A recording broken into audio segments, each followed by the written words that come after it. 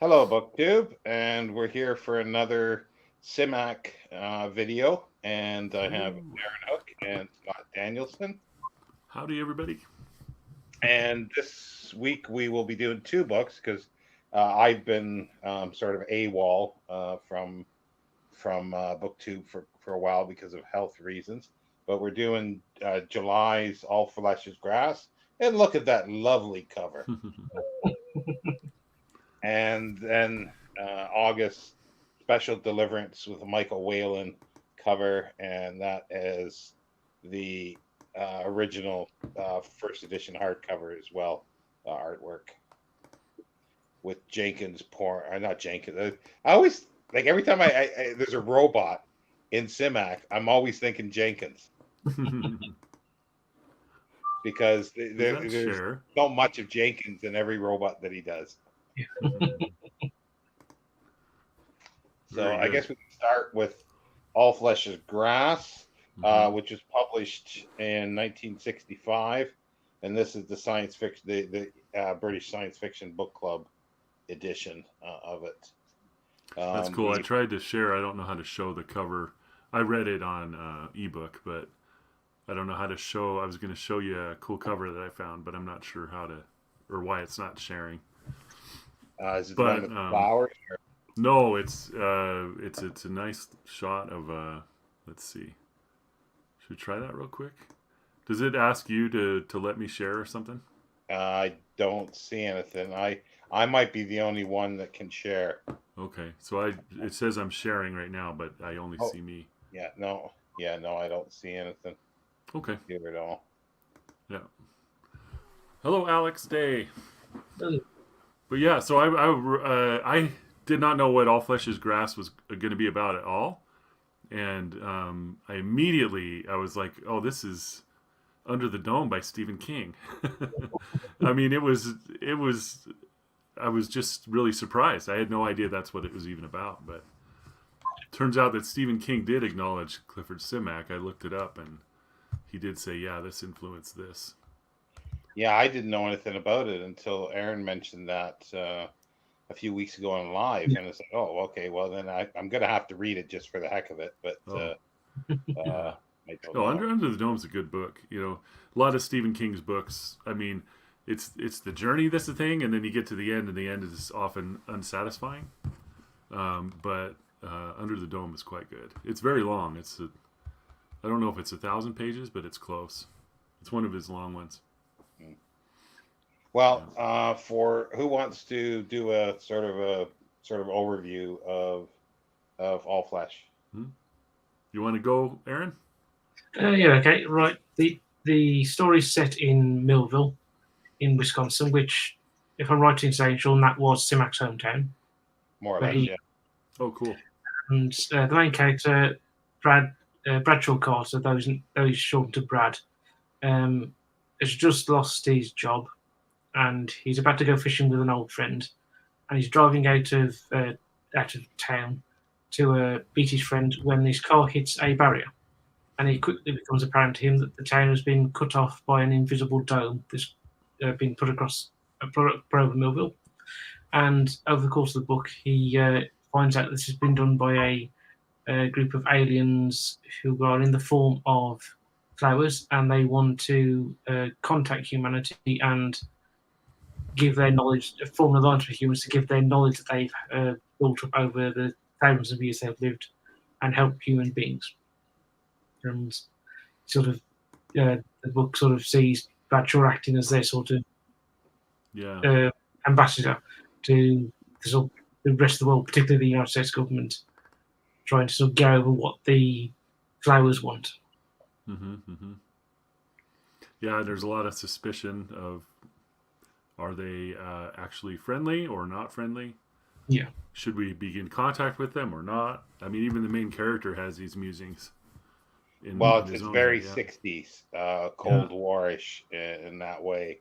It's like a lot of the sort of fears of everything. So he that's the thing with Simak. He will put stuff in books that are of the time, but in a different way. Mm. Yeah. I thought this book was great. I think it's a 5-star book. I mean, I really, really liked it. I thought it was absolutely terrific. Lots Yeah, of good discussion around that subject. yeah, and I think it's well written. Like it's Yeah. got a lot of his good writing in it that that is sort of lacking in maybe a few other books, but Mm-hmm. not that the other books aren't a good writing. It's just there's something extra with this, and I think when he's writing about his home turf, basically, or where he grew up, I think you can really see the sort of passion with that. But I found really interesting too the fact that these these flowers are basically computers. We don't get much information, but they were created by the sounds of it, another human type or humanoid race, maybe millions or billions of years ago, because it's another one of Simak's themes where um, I don't think he gets into the time aspect here, but that there's alternate worlds, and there's some worlds that are going to be empty, and then there's going to be some worlds that have life on it, Mm. and these come from one of those worlds, the flowers, but they expand, and they expand so much that they need more space. So that the next step is the the Millville's Earth, Brad Carson's Earth, that they want to expand into, and they say that they do come peacefully, but they will they'll come regardless. You know, Yeah. I the was the intrigued by this one. I don't remember coming across this idea before, but I certainly could be wrong. But he wrote this, by the way, right after Way Station. Since we're going through so many of his works, this was in 1965, and Way Station was 1963. Um, but the idea that these aliens that are presenting as flowers, because they can present really as anything, yeah, but they're presenting as flowers in the book, at least at the beginning. Um, and talking to him about, yeah, we've collected data for centuries and millennia, right? And, yeah, who knows how long, millions of years maybe. And it's like, what's the point of all this data? And they're viewing humanity as somebody who could do something with the data. Yeah. yeah. And I thought that was a really interesting thing that I don't recall really considering or finding in other science fiction. But this idea that, hey, we should join together, if we believe the aliens, right? We Yeah. should join together because there is a lot of worry that they're just going to overrun us and move on, right? They're just going to collect the data from us and we'll shrivel up like a raisin and they'll move on and just consume. But the idea that they've collected all this and what's the point of it? They haven't discovered the point of it. They're just doing it. And there was a big discussion in there where um, we don't know why we're doing it. We don't know for sure yet what the reason is, but they're confident that there's a reason and that it's positive. And then they see humanity as a species that can actually use the data. Yeah, Very, because very interesting. Yeah. the other species that have evolved on the other Earths, in retrospect to that, it doesn't seem like they have that potential. So they've been searching for this, and they Mm-hmm. see this, and I wonder if it's because of what Brad Carson's father did, that took the flowers and nurtured them, and that's the other thing, because that's never been done for them before, for other than maybe for a reason Mm-hmm. but not for beauty, and that was the thing that was something new to them, I guess, is to be looked upon as something beautiful. Yeah, yeah, But yeah. the So I idea really of loved it. I really liked that aspect of it. that is another, there's another theme that you mentioned there about this knowledge that goes through Simak stuff, because it's even in Enchanted Pilgrimage. You've got the library, Yeah. you Yeah. have this of Mm-hmm. knowledge, and you both haven't read yet, but Goblin Reservation, that's another part of it too. That's the sort of the reason Mm. for the story and the plot is a knowledge um, resource, I guess you would say. Mm-hmm. Yeah. Yeah. Shahar has some great Yeah, comments down there, but the very last one. Yeah, So like not a read. symbiotic relationship with AI. And I don't Yeah. know if AI is exactly the right way to state what these are. Um, I don't. Did you guys get the feeling that that's what they were? Is just an AI? No, I sort of took it as they were a living being that their whole purpose was to store knowledge in their like almost DNA, I guess. It was Yeah, part of their right. And it was interesting too. They talked about, well, we can present as plants that can be anything you want. If you want a plant that's medicinal, we'll do that for you, right? yeah, And the main character, Brad, I think was his name. Yeah. yeah, Okay, and he said to them, well, do you care if we consume you, right? If you yeah, present yourself as a plant that we want to eat and we eat you, isn't that bad? And they said, well, no. I mean, there's many of us, right? And it's almost like we're one big thing with uh, I don't know. They were contrasting it to the individuality of humans, but it wasn't quite like a Borg situation. You know what I mean? I didn't get that feeling. Did you? But they were just saying, yeah, it doesn't matter. I mean, we still live on in the rest of everything. Yeah. yeah. Yeah. Because like as if their consciousness and their database or whatever is something that's separate from the individual. That Mm, you take the individual, but I suppose it's sort of like taking off somebody's arm. They're still that person, yeah. But but we'd they care don't. about that, wouldn't we? They Yeah, did that's not. They did not at all. yeah, Yeah. They were like, that's fine. It's all right. yeah. I did, That's the weird thing to get around in your head. That like, yeah, we're gonna just cut off a piece of you and eat. Yeah. Oh, that's okay. I did think That's fine. like with you know how you cut off a frog's leg and it grows back. They had something like that. Oh, You can Right, see it. right. Yeah. But I didn't, I don't know. I felt like it was more than AI, but AI is not a bad analogy. But it's yeah. if it's AI, it's biological and it's everything, right? It's it's more of like this collective consciousness. And the other thing that I kind of like with this one too is there's eccentric characters, Yeah. Yes, and yeah. there's And that's, several. when I was reading it, I couldn't help but compare to Stephen King, because that's the impression I got immediately. And he compares very well to Stephen King in this book. I mean, I thought so anyway. That all of the interactions with everybody inside the small town, totally believable. And I really loved when he went out to talk to the Secretary of something or other from the United States. I can't remember. I don't know. Remember if it was Secretary of Defense or what was he? Secretary. I don't think he was a Secretary of Defense. He was Secretary of something, Yeah. and he I had think a he was, general with him. What was he again, Aaron? I think he was Secretary of State. State. Okay, perfect. And then he had a general with him and somebody else with him. That discussion was great. I mean, so they're sitting there on these folding chairs in the middle of the street with this invisible dome in between them, talking about these heavy things. And of course, the general's reacting, well, we've got to defend ourselves here. We might need to blow this place up, you know? And so yeah, it was a really good, realistic conversation to me. Yeah, well, I that's really again, liked what he did with the whole thing. It yeah, was and really that good. again, that's the sort of '60s thing with the Cold War and the bomb. Yeah, So yeah. so he brings that kind of thing in. But the other thing that I kind of liked about, which I didn't notice the first time I read it, it did remind me of other British um, stuff that was written in the '50s, where English villages are sort of invaded by something alien or something like that, and they're cut off Hmm. for whatever reason, like not specifically a dome, but they're cut off for a while from Yeah. the civilization. And it had that feel to it for me for some reason.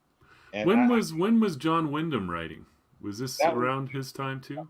Yeah. yeah, in a Yeah. bit before. So he Hmm. would have been writing the '50s, like the Midwich Cuckoos. Yeah.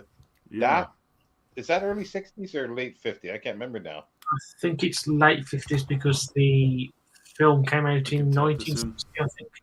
Yeah. Um, please don't mind me. I'm just going to look it up, but keep going. Mark is here. At the moment. Mark. Yes. Shahar Podmine just read a book about a takeover by a pod mine. Okay, it was Kindle Unlimited, but it was fun. So I've got here in front of me on Wyndham, Triffids is 1951, Kraken Wakes 53, Midwich Cuckoos 57. So yeah, right around the same time. This is about 4 years before. Yeah. But Wyndham was writing in the 30s, so they're contemporary writers, that's for sure, because Simak started in the early 30s as well. So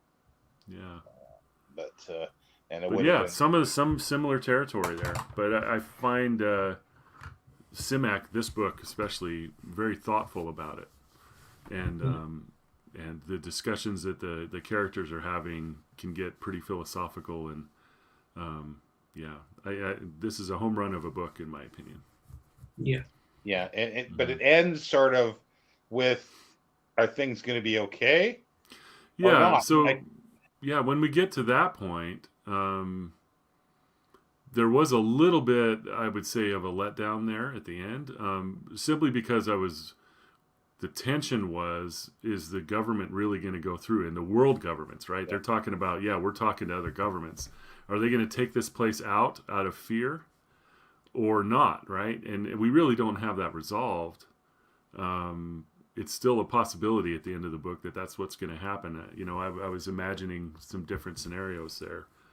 But I think too, that's like, I was thinking of that, and then I kind of thought, well, that's the way it was to live at that time. You didn't know what was going to happen. That's true. So that's did he actually put that in the book, either consciously or subconsciously? As we don't know what's going to happen, we'll just work for the best. Yeah. Right. Yeah. Like I say, one of my few criticisms of All Flesh is Grass is that there's a bit where they're giving the news reports to the world reaction to what the flowers have said. There's one remark about crowds sort of spontaneously arriving in Red Square, and I'm just thinking, no, they may arrive in Red Square, but they're leaving in body bags.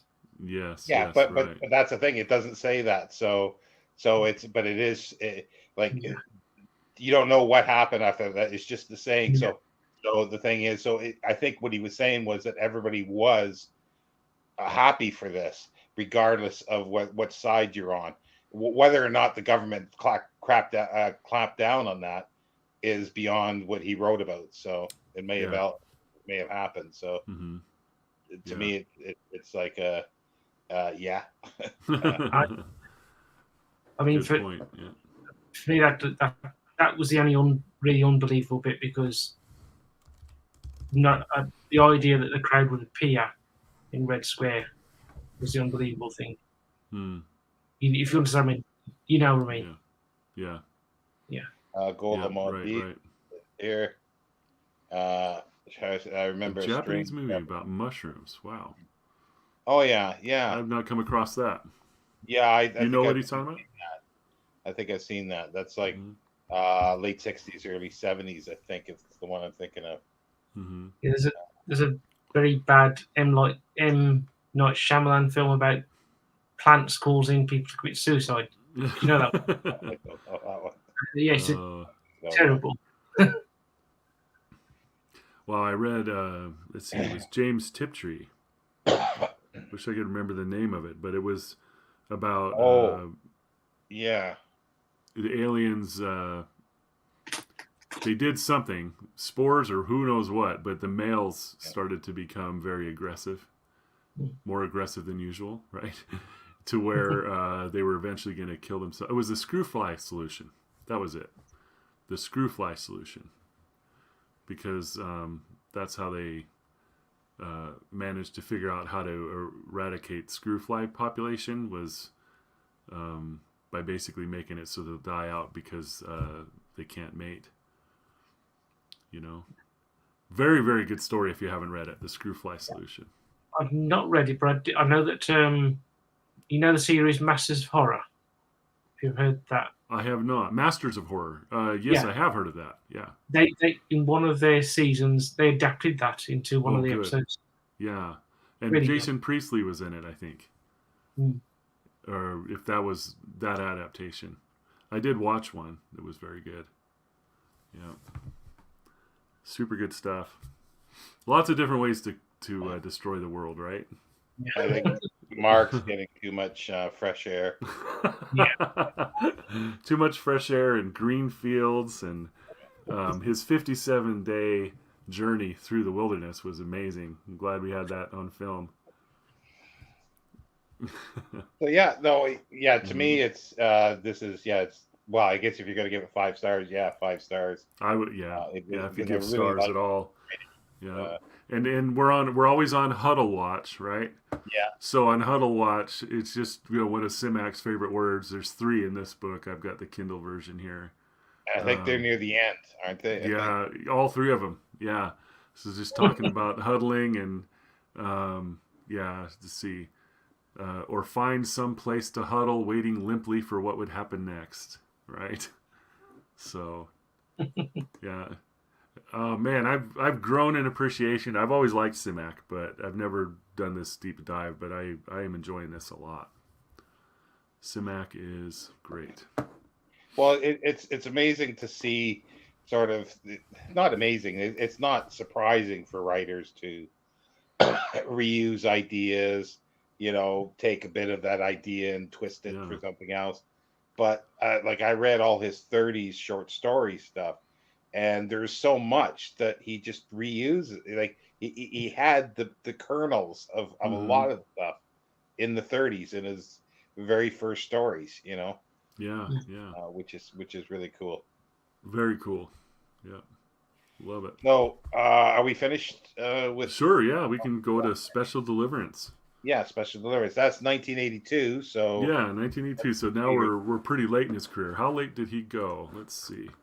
well, last book was 1986. I've got it yeah, here in front of me. Highway of Eternity, yeah, 1986. So this was third from last. Yeah.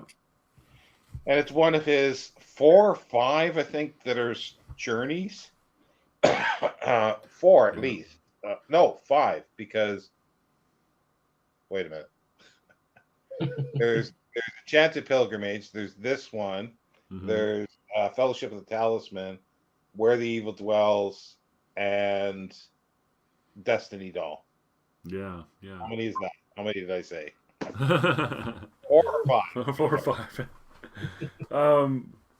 I liked this one overall, but I did not like it anywhere near as much as All Flesh is Grass. It reminded me of Enchanted Pilgrimage, which is a book I did not like that much.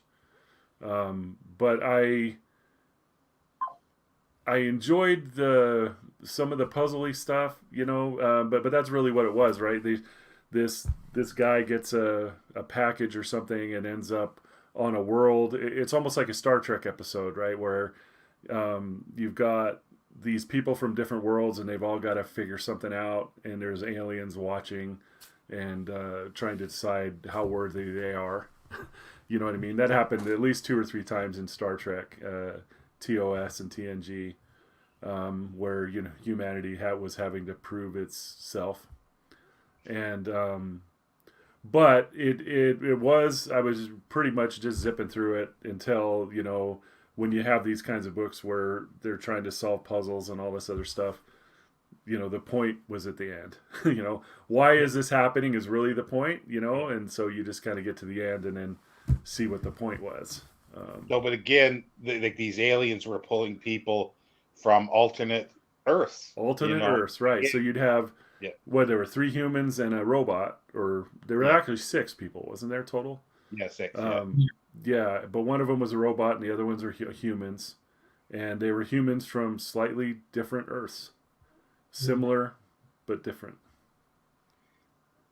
Yeah, and the other thing is too that it was interesting because you find out that the aliens, it's sort of, I guess they have people that are choosing, like people on these various worlds or alternate worlds, and they're choosing people. Because you remember, there was the big discussion that Lansing had with a friend, was talking about, which was really interesting. It was I found it interesting. Like you were saying, if the universe is finite and it's only going to grow so far, then knowledge is going to be finite. Yeah. But if it's infinite and it continues to grow, then knowledge can be infinite. Hmm. But he kept saying that somewhere along the way, they, excuse me, Mhm. they've made a mistake and they need to reset themselves and start back at zero. And then he talked about these alternate worlds. Now, was he? See, this is the thing. It's like in science fiction, there's always, or a lot of times, things conveniently happen to sort of start explaining things. Yeah. Like less darkness falls. Mhm. His friend tells him about slipping through time, and guess what happens on the next page? He slips through time. Yeah, that's right. Yeah. And here Back to Rome. yeah, and here his friend's telling about this, and it happens to him. Mhm. So was he preparing him, opening up his mind, or was that just a coincidental thing? That like that is definitely Yeah. blamed. But it's one of these things too that's Simak, like he's saying, that like to restart things, that humans are on the wrong track. They're pursuing something that is a dead end in a sense. Yeah. And I think that's what he was trying to say there. And that's where like especially in like a choice of gods, like the technology part that the other humans had pursued is not Mhm. maybe the be all and end all. It's something else, Yeah. and with Yeah. dog, in city and the lopers, there's different pursuits and there's different things, and what's the better is it going to be? And then this one is that it's humans are on the wrong path, and these aliens are going to set them up and give them a new start and possibly go in a different direction by Mhm. all these people from different worlds, Yeah. all Yeah. different knowledge. Yeah, and the recurring theme from him on nuclear weapons Yes. was discussed in here as well. Yeah, and as part of humanity's incorrect direction. Yeah, but yeah, I mean the end was interesting. Talking about the multiplicity of worlds and things. I've got some up here, but and talking about evolution and that was some interesting thought there. Talking about evolution as survival of the fittest. And then he talked about evolution on the global scale or the universal scale, where you're selecting species, entire species, survival of the fittest. And that was interesting stuff. And then the aliens in this case were saying, well, evolution isn't quick enough. So really what they're doing is they're intervening with species to decide who's worthy of, I guess you could use the word uplift, which is what David Brin used to use, Mm. right? And talking about uplifting species, if they've got a good base or something like that. So through this little puzzle thing, they decide whether they've got that good base, and then they're going to say, okay, well, let's see what we can do with these. It's a form of intergalactic eugenics. Yeah, right. Yeah, you could look at it the other way, right? Exactly. Rather than uplifting, you're selecting for destruction by not picking certain ones. Yeah. Yeah. And well, the Very true. interesting thing on here too is that even though that the aliens are doing this, like the people that have sort of backed out of the puzzle race or whatever, or the quest, that they're living in probably, and there could be it looks like there could be other communities as well. They're starting over as well. Mm-hmm. So they might be going on a different path because they don't have the technology. So there's all these things that he's got going there where he it's the whole thing. Yeah, is that I guess Simak must have thought that humans are on the wrong path, Right. Right. but it's the right path. Yeah. And it's And interesting. I mean, the people that were selected to go on this little puzzle thing, what their vocations were, yeah, So Can you guys remember what the main character Lansing's? What was his job? The A English. English professor. Right, Yeah. English professor. Okay, and then we had a general from One World. Yeah. Yeah. We had a parson. Yeah. We had. I'm trying to remember what the two females were. An engineer and then a poet. And a Or poet, art. right? Yeah. So very interesting collection of people that they selected to And represent. basically the robot was And a robot, Jurgens right? was the caregiver. Yeah. Yeah. And his name was Jurgens, right? Which is so close to our friend Jenkins. And he would, that I think the robot was one of the most interesting characters. Yeah. But we were talking a little bit before about how uninteresting these characters were overall, because there wasn't a lot of delving into character in any way. But the robot was super interesting, and then the robot got hurt and spent a lot of time hobbling along, and with a crutch. Thought that was interesting. There was a robot that got hurt. So and the other thing is like it's your typical sort of journey type thing where people are thrown together that are unknown to each other, and then they sort of learn a little bit about each other as they go along. yeah, And oftentimes, or at least from what I see, there's inns or there's taverns or drinking places, and so there's two in here as well. Yeah. Little huddling places. Yeah. Yeah. And there is Yeah. like I think he first huddles when he winds up in the alternate world. Yeah. Yeah. Show that cover again, would you? Because what we see there is the robot, and the cube behind him is part of the puzzle. It's a very big part of what they're trying to solve. Basically, they all end up next to this cube, and they're like, I don't have any idea what to do to this cube. That's right. But the whole book is like a quest to figure out how to get into that thing. And but there's it's a representation of a few of the characters there. Nice. I like the art a lot. Like there's one of the it must be a female that's back here where my finger is, but then you got the brigadier, the preacher, and then obviously the robot, and then Lansing. But yeah, the Michael Whalen did not like the females in here for some reason. And then I like that the robot's pouring tea. Isn't that what he's doing?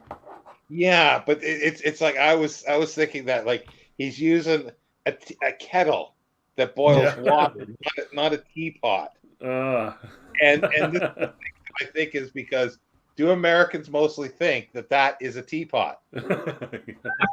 I would say yes. Yeah. Yeah. Yeah. Right nowadays it's electric kettles, right? Yeah. Often, anyway. But I like that. I try my best to know tea. But I like it too that when he collects I think he collects a hatchet. Like he takes a hatchet and a knife and he puts it on like the robot. What does he need a hatchet or a knife for? Yep. Good stuff. But yeah, again, and that's straight from Simak's past too. This robot servant serving humanity, and here he is, representing one of the 6 people that has been selected in this group.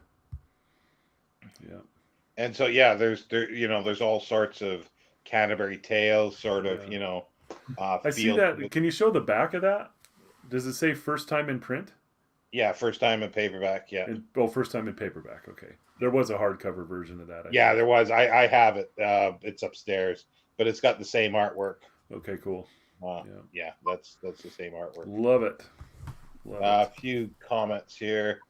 And yet the world continues on for now. Yeah. I think that's the cruising along. Yeah. Yeah. We're making it so far. We're still here. Yeah. Humanity is a bunch of lemmings heading over a cliff. Maybe is there and there's I like that comment because there's so many science fiction stories.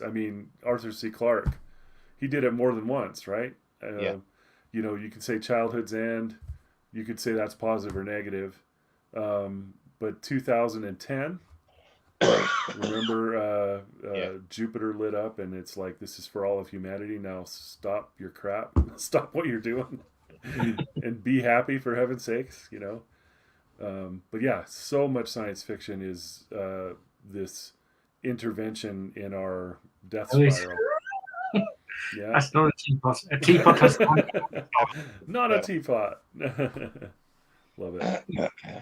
But yeah, no, that's the thing. So like, again, Simak was another writer or a writer that was able to write stuff that was contemporary with other writers, but still hold something else that he had. Well, that's Like, one of the great things that I love about science fiction is that it's a great conversation, right? With a capital G. It's the great, you know. Everybody's, especially in the 50s, 60s, 70s, they were reacting to each other all the time. In short stories, in novels, you know, somebody would read a novel about something and say, I disagree with what that was, and now I'm going to write my own. And they wrote their own with the same kind of a theme, but with a different working of it, and said, you know, this is how I think it would work out. And I love that about it. But Simak is definitely doing that. And people are reacting to Simak too. I mean, like Stephen King with Under the Dome. yeah, You know, that was a different book. It wasn't the same book. You know, it was the setup was the same, and then from there Stephen King went his way. yeah, that was a surprise, and like because he said it, you would have thought. I wonder if people have picked up Flesh is Grass from that to read it. I really Yeah, wonder. I don't know. I didn't know. You know, I'm a Stephen King fan. I've read most of his stuff. I had never heard of All Flesh is Grass from the Stephen King direction. It was only just when I read this 2 or 3 weeks ago that I was like, that's, you know, is there a connection? And I just looked around on the internet and I found something that said he did acknowledge that was the influence or the inspiration of Under the Dome. Yeah, and I wonder how many others, because you do see stuff that is similar. Uh huh. Um, Yeah. um, but yeah, I'm sure he's influenced a lot of writers. Well, he influenced Asimov. Asimov, there's the famous sort of story that uh, I can't remember which short story it was now, but Simak, before he was published in '38, I think it was.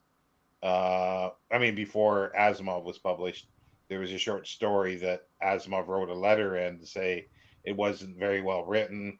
It Mm-hmm. was too choppy or something like that. And Yeah. then, and so Simak wrote to him and said, "Well, what was wrong with it?" So he went back to reread it, and he found that there was nothing wrong with it. It was that Simak was using spaces Oh to yeah. change scenes, Mm-hmm. and then he thought, well, that was brilliant. So then he like Asimov started using that. So he always said that he took his style Yeah. Yeah. from Way to from it. separate a scene. Yeah. And that's the thing in some of the reprints, at least the recent reprints by that Open uh, road. Open Road Media, Mm-hmm. they don't put the spaces in the stories. Oh. Yeah. So it reads, and you're from one paragraph you're to the next, you're somewhere else, and it is jarring. Right. Right. Hey, we have a good Simak question for you there at the end. Yeah, did Simak first published in the 1930s in Astounding, or was there? Um, he first published in Hugo Gernsback's what is it? No, um, Hugo Gurn's 1931. back. What was it called? Amazing. Oh, I Was can't it? think of it now. Was it amazing? No, not Amazing, because he'd lost Amazing by that time, and he started up Wonder Stories. Wonder Stories, I think. Okay. Yeah. There it is. The World of the Red Sun, Wonder Stories. I'm on Wonder this great Stories. site you showed me. Yeah, Simak bibliography. and Yeah. yeah, and then he did publish some in Astounding, but he stopped writing in the sort of mid '30s for a little while, and then he went back to writing when John W. Campbell became editor of Astounding. Hmm. So, That's but the great. story that Asimov was referring to, when you do read it, there is a lot of change, and there is too much chopping from scene to scene. So Yeah. even though he has the spaces, which helps, it is a lot. He does it more than he ever did previous to that. But yeah, Very well, good. Simak actually was starting to write in the late 20s, and he actually had his first story accepted by Amazing Stories. But at that time, Hugo Gernsback was out of it. It was T. O'Connor Sloan, and it was called Cubes of Ganymede. And they kept it for a year or something. I think in late 1929 or 30, they sent it back to him saying that it's out of date now, so they didn't want it. Hmm. And then his second story that was published was written before the first published story. So it was probably written about 1929 or 1930. It's the Mutiny on Mercury, which is the weirdest one because it's not a Simak story. It's a It's very not. non-Simak. Yeah, Yeah, it's very strange. very good. Yeah.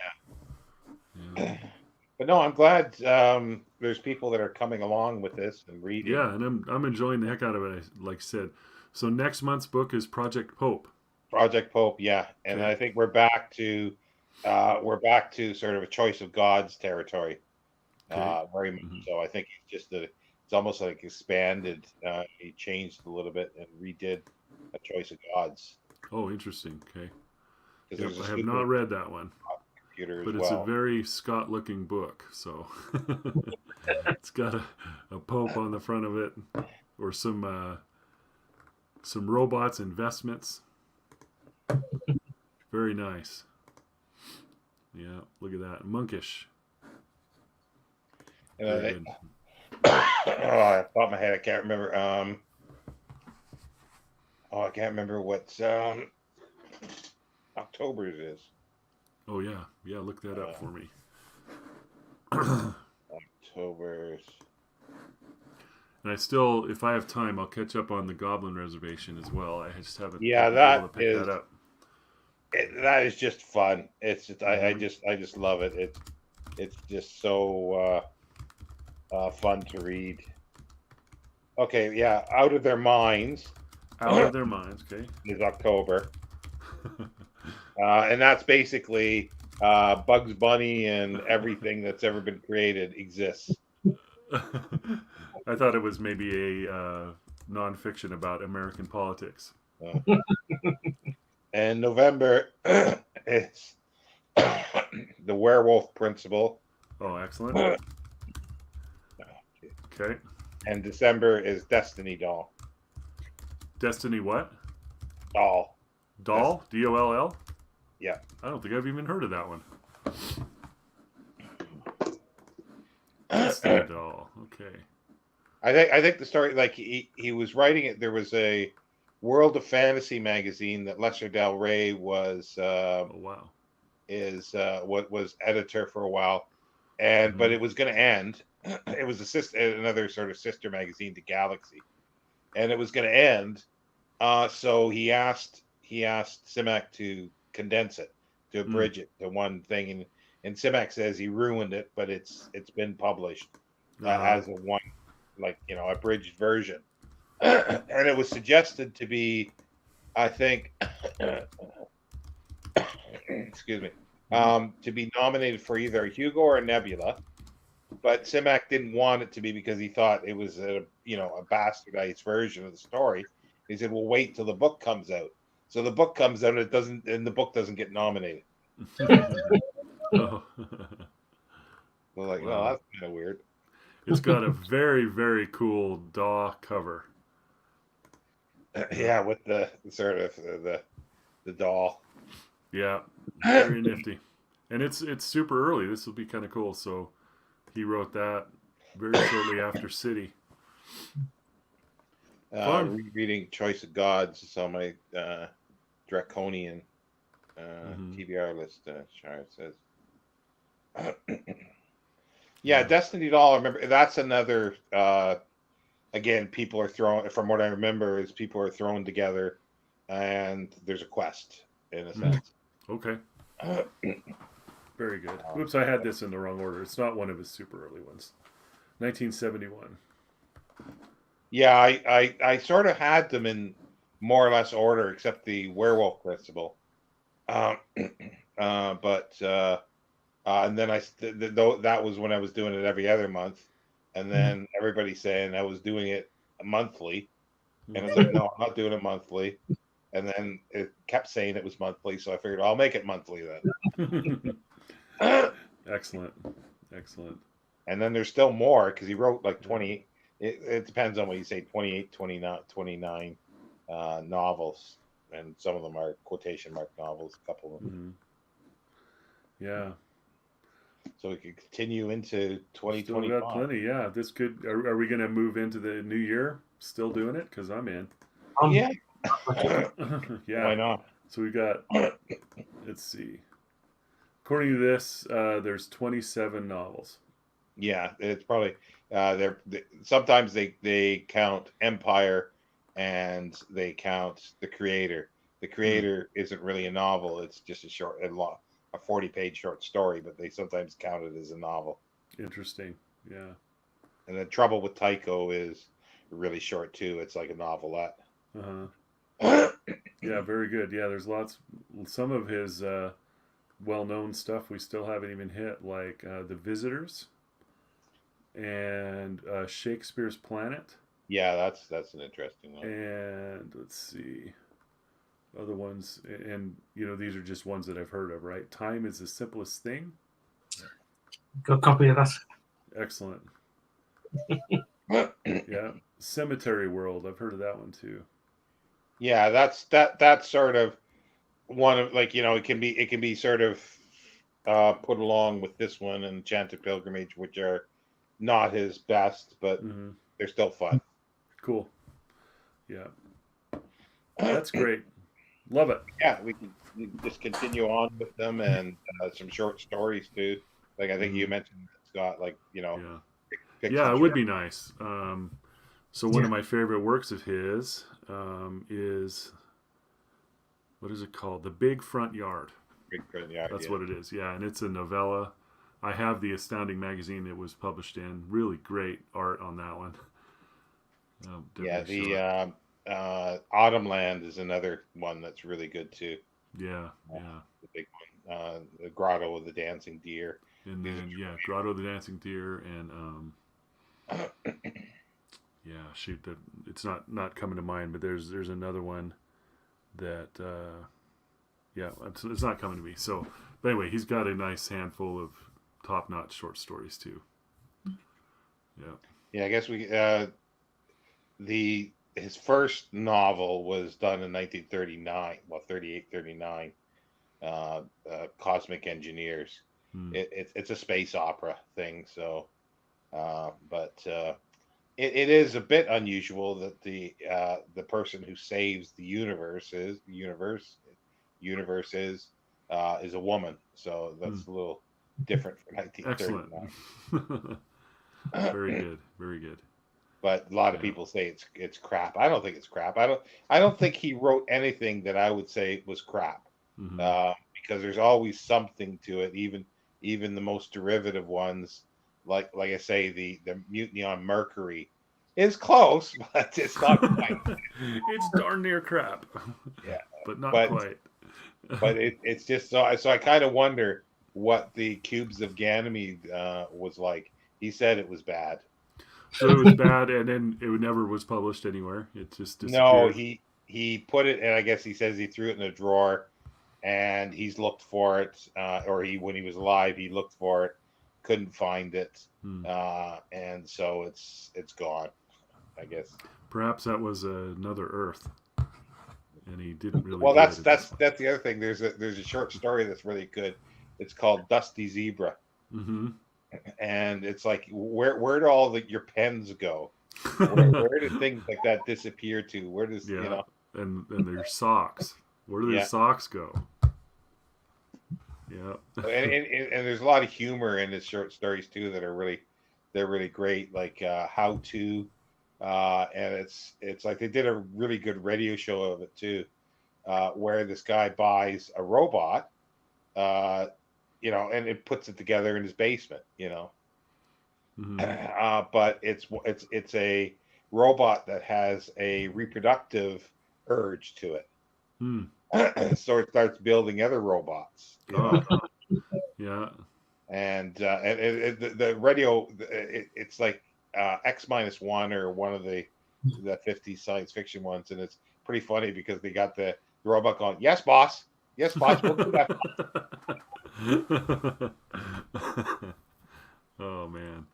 Yeah. But yeah, he does, and that's where his real humor comes out in uh in Goblin Reservation. It's just there. He's got a story, and it sort of makes sense, but it's just so much fun. Mhm. So you've got a Yeah. ghost, you've got Shakespeare, you've got goblins, you've got banshees, you've got saber-toothed tiger, you've got Neanderthal who's working for his PhD. You know, I love. you got Awesome. trolls, you got Mhm. gremlins, you've got everything. Yeah. Throwing it all in there. Don't hold back. Yeah. And one good thing is that the saber-tooth tiger is sort of, well, it's a biomechanical reconstruction, Mhm. and called Sylvester, and it just keeps saying, "Oh, he's just a little putty tat." Nice. So, Oh, too good. Yeah. but yeah. Love it. Love it. Love it. Anyway, thanks Yeah. for everybody for watching, and Yeah. we'll see you next Thanks for time. coming, everybody. Take care, all. Yeah. Great to see you. Come on, it won't stop.